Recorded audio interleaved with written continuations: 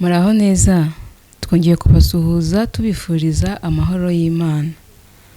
Twizere ko buri wese aho aherereye ameze neza nk'uko ari byo byifuzo byacu kuri mwese. Dukomeje kubashimira rero uburyo mukomeje kudukurikirana ku biganiro dushyira kuri uyu muyoboro, kandi tubizeza ko tuzajya tugerageza uko dushoboye kose ntihagire ibiganiro bibura kandi mubyifuza. Uyu munsi rero tugiye kuganira ku ngingo igira iti: ni gute nshobora kwizigamira? Ese kwizigamira birakwiye? Ese kwizigamira hari abo bireba n'abo bitareba? Ibyo rero nibyo tugiye kuganirira hamwe, nsaba buri wese kugira ngo azatubwire uko abyumva n'uko abitekerezaho, kuko ngewe uko mbyumva ntabwo bivanaho uko wowe ubyumva. Gusa icy'ingenzi ni uko twese duhuriza hamwe ku buryo bivamo ikintu cyagirira buri wese akamaro. Kwizigamira ni ikintu cyiza cyane, kuko urumva nyine uba wizigamiye. Bivuze ko n'igihe ufashe nk'amafaranga runaka ukayabika, uvuga ko igihe runaka cyangwa se mu kwezi gutaha, mu mezi abiri ataha, ya mafaranga ushobora kuzayakenera akagira icyo agufasha. None se kuki nakwizigamira kandi nyine buri kwezi wenda nkorera amafaranga? Hari igihe usanga nk'abakorera umushahara, wa mushahara ujya kuza ugasanga ubasanze mu bibazo byinshi. Dufashe nk'urugero ku bantu baba bakorera umushahara buri kwezi, ese kuzigama byaba bibamarira iki? Experience ntoya mfite nuko akenshi ari amafaranga aza buri kwezi, aza asanga hari ibibazo wagiye ukemura, wenda ufasha amadeni hirya no hino. Icyo gihe rero wa mushahara yuje, icyo ukora ugenda wishyura ya madeni, hakaba igihe usanze n'ubundi urahembwa ariko usigaye n'ubundi uri busaba amadeni. Kuzigama rero icyo bikumarira ni ukuvuga ngo igihe gitegereje wa mushahara, nshobora kubaho ntari kuguzaguza. Ese nshobora kubaho ntari kujya gufata amadeni ku tubutike tumwe na tumwe? Ibyo ngibyo byose nibyo tugiye kurebera hamwe, kugira ngo byibuze tugerageze kuminimiza amadeni, twifashisha ya yandi twagiye twebwe tugira ute twizigamira. Ariko cyane cyane hano ndagaruka ku rubyiruko, kuko abantu bakuze bo nubwo nabo bibareba, ariko cyane cyane abo bifitiye inyungu nyinshi ni urubyiruko. Tugiye kurebera hamwe rero uburyo bwo kuzigama amafaranga ndetse n'uburyo wayakoresha neza. Nk'uko twatangiye tubivuga, ni byiza ko amafaranga ukorera ataza ngo uhite uyarangiza ako kanya, uyakoreshe ako kanya yose arangire. Ntabwo ari byiza. Wakagombye gufata byibuze hagati ya 15% na 20% yayo uhembwa cyangwa se yayo winjiza, kuko hari ababona amafaranga kandi batahembwe kubera ko bakoze, niba ari abikorera badafite umushahara wa buri kwezi. Yakagombye kurase buri kwezi ninjiza amafaranga angahe. Mvanyeho 15% cyangwa se 20%, ntibyazamfasha mu kwezi gukurikiyeho, ntibyazamfasha mu gihe runaka. Naho reka turebe uburyo tugomba kubikoreshamo, niba koko byashoboka. Ariko nta kidashoboka, ushobora kubigerageza uyu munsi bikakunanira, ariko ejo ukabishobora, noneho bikaba ibintu bihoraho, kandi mu bazabigerageza bazabona akamaro kabyo, kandi n'ababigerageje ndabizi ko bahari bo bazi akamaro kabyo. Naho tugiye kurebera hamwe ese ni gute, nizihe ngamba twashyiraho kugira ngo tubashe kwizigamira. Ikintu cya mbere ni ugushyiraho intego yo kuzigama. Kwiha intego, kavuga ati niba buri kwezi ninjiza aya, nk'uko twabivuze haruguru, niba buri kwezi ninjiza amafaranga angana gutya na gutya, reka byibuze nge nzigama pourcentage ingana gutya. ese ni 15%, ese ni 20%.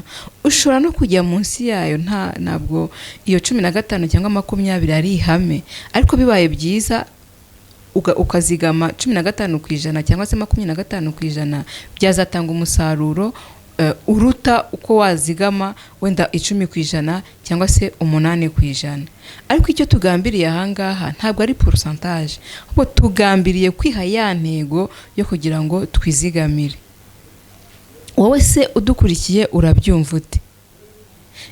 Kwiha intego ubundi biba byiza ibintu byose iyo ukoze ufite intego. Mu gukora udafite intego niho hahandi usanga nta kintu na kimwe uri kugeraho, cyangwa se ugasanga uri gufata ibintu byose ushaka kubikora ariko ku musozo ugasanga nta na kimwe kibashije kugerwaho. Kubera iki? Kubera ko nta ntego wihaye. No kuzigama rero ugomba kwiha intego. Ese niba ninjiza amafaranga angana gutya ndazigama angana iki? Ese ubundi ayo mafaranga ngiye kuzigama nyazigamiriye iki? Urugero ushobora kuzigama uvuga ngo niba nk'ubu n'urugero amashuri tuzi ko bari hafi gufunga, noneho ukabatiza mu kwa 9 ko amashuri azafungura, ndi tayari ko umwana wanjye najya ku ishuri nta kibazo azagira. Ushobora utekereje uburyo umwana azajya ku ishuri, tangira umuteganirize aho kugira ngo leta nimara gutangaza itariki abanyeshuri bazafunguriraho aribwo uzatangira gushaka amafaranga. Yego hari ababa bayafite ku buryo nta kibazo baba bafite, ariko biba byiza y'icyo kintu wagiteganirije. Niho hahandi usanga ngo ibintu ngo byazamutse, ugasanga ntabwo uhuye n'ikibazo gikomeye kuko wowe ufite reserve wari ufite hariye. Niba ikaye yari isanzwe igura 200, tuzi neza ko abacuruzi nabo iyo babonye itangira ry'amashuri ryageze usanga batangiye kujya buriza ibiciro. Yandi nge nazigamye rero azamfasha kudahungabana ku isoko kuko nzaba narazigamye. Bizanyorera kuruta wa wundi waterera iyo ngiyo azi ko amafaranga yafite, ariko mu by'ukuri ntateganye ko ibintu bishobora guhinduka, ibiciro bishobora guhinduka, minerval ishobora guhinduka, n'ibintu byinshi bigenda bihinduka abantu batateguye. Iyo rero wazigamye niho hahandi nyine akugoboka mu gihe runaka, aho usanga abandi bataye umutwe, ariko we kuko wabashe kubizigamira wihaye intego yo kuvuga ngo reka nzigame, ejo n'ejo bundi amafaranga nazigamye azabasha kumfasha mu kibazo nzaba nahuye nacyo. Niyo kiba kitari ikibazo ari ikintu cyiza ariko gisaba amafaranga, urumva ko nyine iya amafaranga wazigamye azaza akugoboke. None se umaze kwiha intego y'uburyo wazigama, usazigama gute?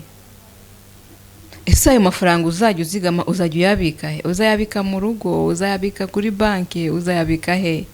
Ni uburyo bwinshi bwo kuzigama. Hari ukuntu kera abantu wenda ntekereza ko abantu bakibikora ariko ngiye sinkibikora, ariko nigeze kubikoraho. Urabona utu tubuwate tuba dukozwe mu biti mu mbaho, bakasigaza akantu gato ushobora kwinjizamo igiceri cyangwa se n'inoti ariko wayizingazinze ukashyiramo. Biriya bintu birafasha cyane, ariko ntabwo biba byizewe. Kutizerwa mvuga ni ukuhe? Nuko uko utashye agatima kajya hahandi y'amafaranga ari. Niba ugize akabazo ukumva ka kabwate wagenda ukagapasura kugira ngo ya mafaranga uyavanemo. Nubwo ari byiza ariko ntabwo biba byizewe cyane, ntabwo bitanga umutekano. Ubwo rero ibyo ngibyo ushobora kubireka, ariko simvuze ko ushobora no kubitangiriraho. Utangira niba uvuye guhaha usaguye nk'ibiceri ugahita ubijugunyamo ukikomereza, ikindi gihe gutyo ujya gushiduka ugashiduka hamaze kugeramo amafaranga menshi kandi nayo yagufashe.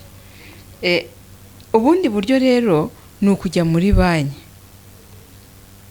Ushobora kuvuga ati kuri konti hazajya hasigara amafaranga ya naya, ariko nabwo naje gusanga nsanga bitizewe cyane. Ntabwo bitanga sekirite kuri wa muntu uri kuzigama, kubera ko noneho aho n'ikoranabuhanga ryaje hamwe duhuza konti yacu na telefone, ugira akabazo ugahita ukurura. Niba ugize n'ikibazo cy'amayinite urahita wumva ko ufite amafaranga kuri konti, uhita ugira ute, uhita ugenda uyakurure noneho ugure ya mayinite.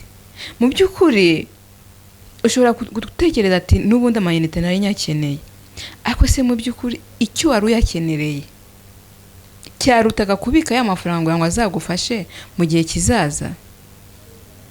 Ibyo nabyo ni ukubitekerezaho. Hano rero inama nagira umuntu ni ukugenda muri banki ariko agafunguza ya konte atahora, donc adafiteho uburenganzira igihe cyose ashakiye ku buryo yavanaho amafaranga.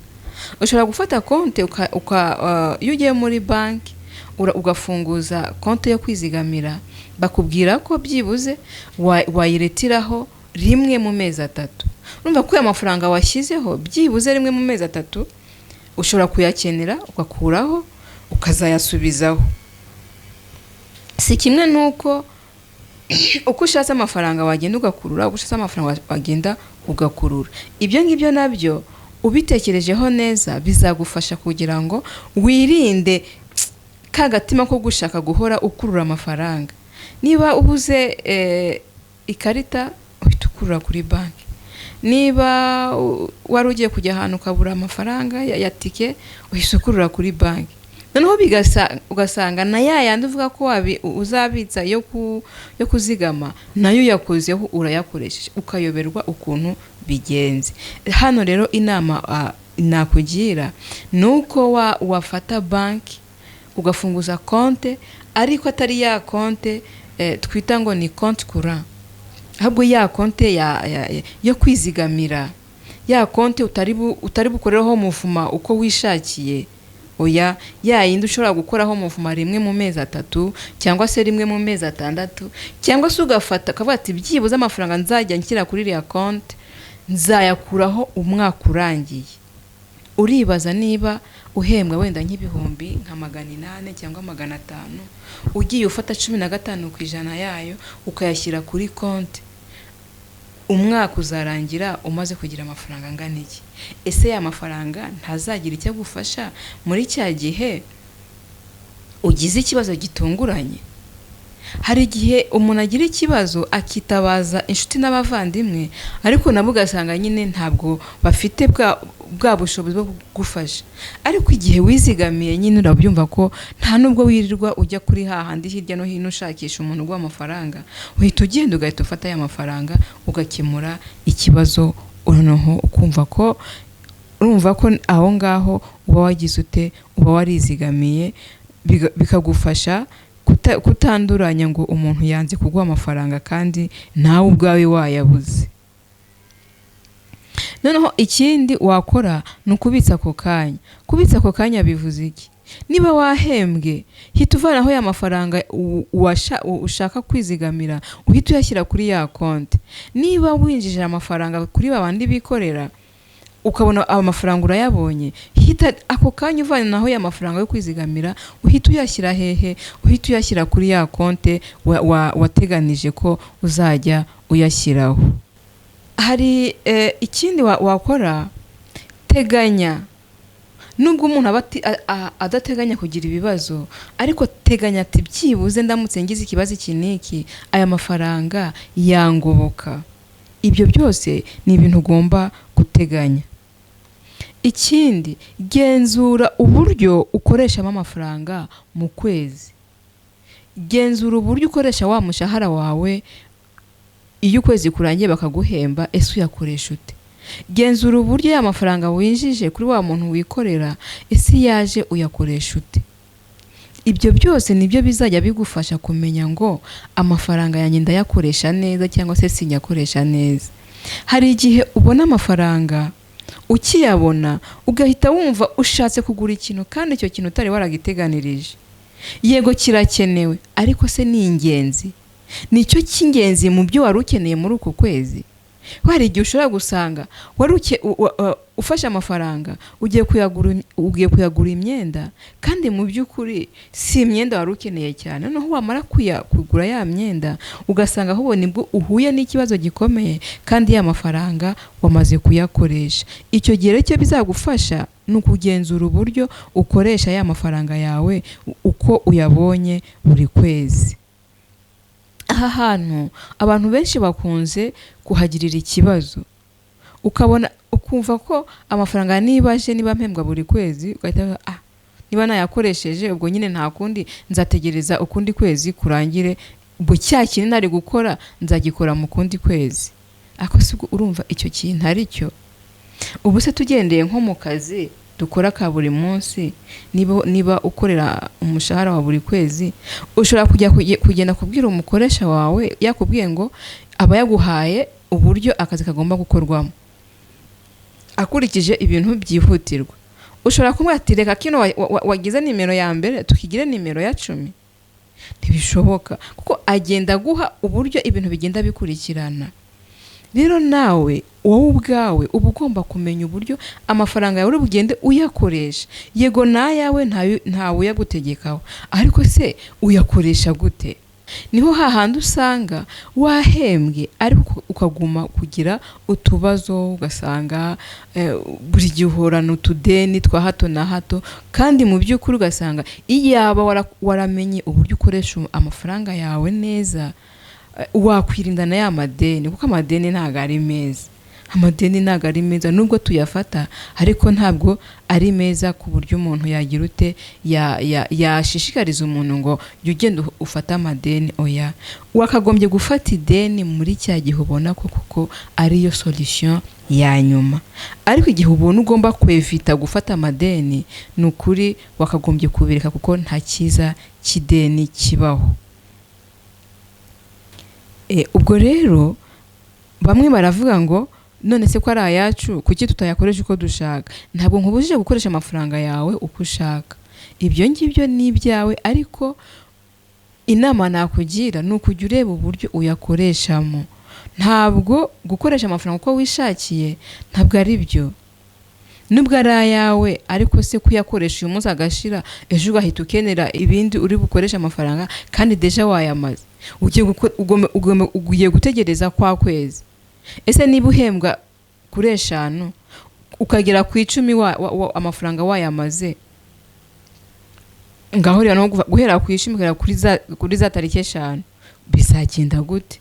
ni ya madeni uzajya ugenda usaba, noneho na wa mushahara nuza usanga uri muri ya madeni, wishyure ya madeni, ugumye usaba amadeni.